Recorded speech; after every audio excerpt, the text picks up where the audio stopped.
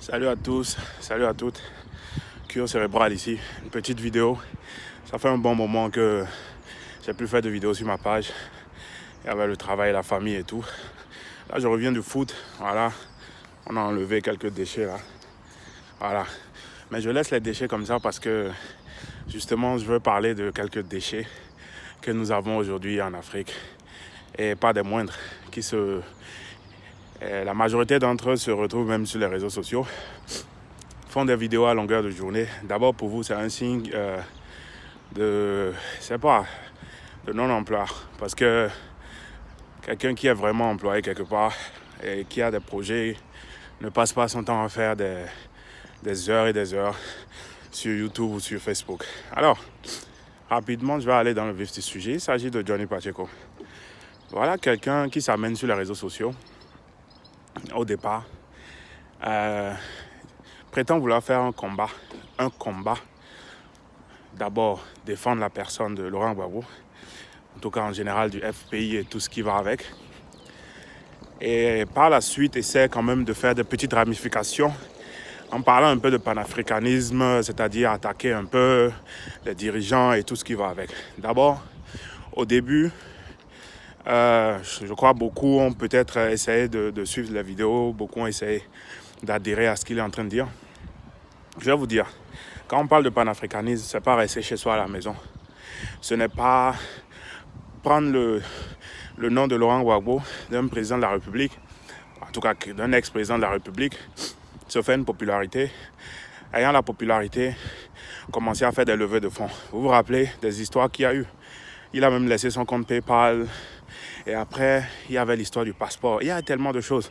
Il a déjà commencé dans la quête de popularité déjà, en s'attaquant à, comment il s'appelle, DJ Arafat.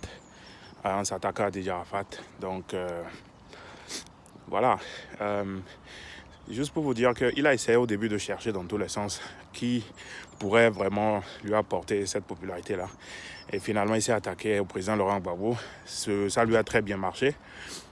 Là, je vois encore le côté un peu idiot, le côté immature, le côté bête même quand on dit là. C'est-à-dire, je vais commencer à parler bête même. C'est-à-dire, les gens sont toujours attachés à des hommes politiques parce que, ils sont de leur région. La majorité des gens qui ont suivi Johnny Pacheco, c'est en majorité des BT. En tout cas, ceux qui sont de la région du président Laurent Gbagbo. Et ceux qui soutiennent à peu près le FPI et tout ce qui va avec. Vous voyez? Donc ça montre déjà une aliénation du côté de nos frères. Et la plupart des gens, c'est des jeunes aussi. Il y a aussi des dames, beaucoup qui se sont retrouvés en Europe après la crise. Et pour eux, c'était l'occasion. Donc j'ai compris finalement qu'il y a beaucoup de gens qui le supportaient, sinon ils n'allaient pas continuer à faire ce qu'il faisait. Et qui passaient même pas derrière pour lui dire « Vas-y, vas-y ». Se mettre là et insulter quelqu'un, le bouki, vampire, buveur de sang, et quoi encore, pantalon sauté, mercon et tout ce qui va avec. Bon, voilà un peu les démarches, les méthodes qu'il a eu à utiliser et qui plaisaient bien aux partisans du président Laurent Gbagbo, en tout cas en général. Moi, ce qui m'a choqué, c'est quand j'ai appris finalement qu'il a été reçu par le président Laurent Gbagbo. Ça m'a un peu étonné parce que je me suis dit, moi je connais pas trop l'homme, c'est par rapport aux cyberactivistes. Et bon, à peu près tout ce que j'ai suivi. Moi j'étais à Cotonou le jour où on l'a arrêté, j'ai vu les images sur TV5 et tout en direct sur France 24. Moi c'est ce qui m'a touché et c'est justement le système qu'on doit combattre. Mais c'est des gens qui sont venus d'abord en créant un truc qu'on appelle Jossi Gang. Et c'est juste, je crois qu'ils ont raflé assez de sous. Il y a beaucoup de choses que vous ne savez pas. Moi, j'en sais pas, mais je peux déjà voir comment les événements actuellement se déroulent. Bien m'imaginer qu'ils se sont fait assez de sous pour ça. Parce que je connais les mamans africaines, les dames BT, là, les ivoiriennes. En général, ils vont dire qu'on est prêt pour le président Laurent Gbagbo. Donc, mon fils continue, vas-y, tire sur lui. Et ils vont l'aider, elles vont l'aider. En tout cas, tous ceux-là. Vous voyez, non, il y a déjà eu l'histoire où il a été agressé, selon lui. Il a été agressé, les gens l'ont soutenu. J'ai appris des gens lui ont donné de l'argent, l'ont soutenu financièrement, moralement. Et après, il y avait l'histoire du passeport. C'est sûr qu'il y a beaucoup qui l'ont aussi soutenu. À vous qui soutenez le FPI ou qui soutenez le président Laurent Gbagbo, à vous en général, qui vous attachez à des hommes politiques juste parce qu'ils font partie d'une région, de la même région que vous, de la même ethnie que vous. Je vais vous dire, c'est des gens de personnes comme ça qui vont vous aliéner jusqu'à présent. Et je crois que c'est le mal de l'Afrique jusqu'à aujourd'hui. Parce que quand je regarde toutes les crises qu'on a eues en Afrique, ça a été toujours comme ça. Au Rwanda et tout ce qui va avec. C'est la même chose, c'est des ethnies qui se battent contre des ethnies. Et c'est des gens qui suivent des hommes politiques juste parce qu'ils sont de la même ethnie qu'eux. Et pas parce qu'ils ont des idées à défendre, pas parce qu'ils ont vraiment des programmes pour vous. Vous voyez? C'est pourquoi jusqu'à présent, la Chine, qui peut-être il y a 50 ans, c'est même pas peut-être il y a 50 ans, n'avait pas encore atteint le niveau de développement qu'il a aujourd'hui, nous a dépassés. Nous les Africains, nous sommes toujours restés là. Pourquoi? Parce qu'on est toujours dans ce genre de... Ouais, je sais pas, je suis avec toi parce que voilà, tu es de mon ethnie, la fraternité, je ne sais pas comment appeler ça, l'ethnicité, un truc du genre. Au fait, réveillez-vous quoi, sincèrement. Voilà un gars comme Johnny Pacheco qui vient vous baiser tous parce qu'il vous a eu. Il vous a eu en ce sens que le gars même bien vous dire finalement, c'était pour vous faire plaisir. Il vous l'avoue, c'était pour vous faire plaisir. Et ça ne vous dit rien, vous continuez toujours. Il y a des gens qui continuent à le suivre. C'est un personnage incongru, il n'est pas cohérent, ça c'est clair, il vous l'a démontré. Quelqu'un qui vous dit depuis le début qu'il faisait tout ça, c'est pas parce qu'il aimait le pays, c'est pas parce qu'il est bêté, c'est pas parce qu'il aime Laurent Gbagbo plus que sa vie, mais que c'était pour faire plaisir. Est-ce qu'il y a encore moyen de continuer à faire quoi que ce soit dans ce sens? En tout cas, vous avez ça sur votre conscience. Ça vous prouve une fois encore que tant que vous allez vous attacher à des personnes et non à des programmes et non à des projets pour vous, vos enfants iront toujours dans les EPP, glo-glo, bien blablabla. Et que ces gens-là vont toujours envoyer leurs enfants, étudier à l'étranger. Ce sera toujours vous, la cause de vous serez la cause principale de vos malheurs. Parce que jamais vos enfants ne verront un pays dans lequel, quand ils sont malades ou automatiquement quand ils sont nés, ils ont un numéro de sécurité sociale, comme le prônait Johnny Pacheco. Or, ce qui n'a jamais été fait, même sous Laurent Gbagbo, même sous le président Ouattara et tous ceux qui étaient là avant lui, vos enfants ne verront jamais ce pays où quand on est soigné, quand on est malade, et qu'on va directement à l'hôpital, qu'on est d'abord pris en charge, parce qu'on a déjà une assurance, et qu'après, s'il y a des complications et tout, voilà, on se fait évacuer, et s'il le faut et tout, peut-être vers un grand hôpital. Ça, je parle des enfants qui vivent dans des villages les plus reculés. Voilà. Qui auront accès à l'eau potable, qui auront accès à une très bonne éducation, qui auront accès à une éducation qui n'a rien à voir avec l'éducation que le système français nous a imposée, nous les gens de pays de l'Afrique de l'Ouest. Voilà un peu des trucs sur lesquels il faut réfléchir. Vous, les mamans qui êtes dans l'émotion, vous qui êtes assises quelque part et souteniez Johnny Pacheco en lui écrivant « Vas-y, fais ci, fais ça », insulte le président Ouattara. Vous êtes tous là, vous êtes toutes là assis, y compris hommes et femmes. Est-ce que quelque chose est arrivé au pouvoir de M. Ouattara? Je ne crois pas. Moi, je ne suis pas là pour juger les personnes. Quelqu'un qui est arrivé dans des conditions pareilles, c'est pas toujours joyeux. Mais retenez aussi que Laurent Gbagbo n'est pas toujours arrivé dans des conditions où il n'y a pas eu goutte de sang. Il y a des jeunes patriotes qui sont morts pour sa cause. Alors, moralité de l'histoire.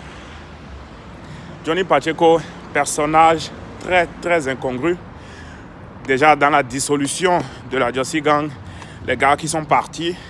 Après, il y a eu l'histoire de dessins animés. Sincèrement, moi, ça me fait pitié que des gens consacrent vraiment peut-être 7 à 8, 10 ans de leur vie à faire des soi-disant combats. Est-ce qu'ils vous ont jamais expliqué c'est quoi un combat? Vous voyez tous ces cyberactivistes, ils se mettent devant leur caméra et disent « Nous sommes dans un combat, nous sommes dans un combat ».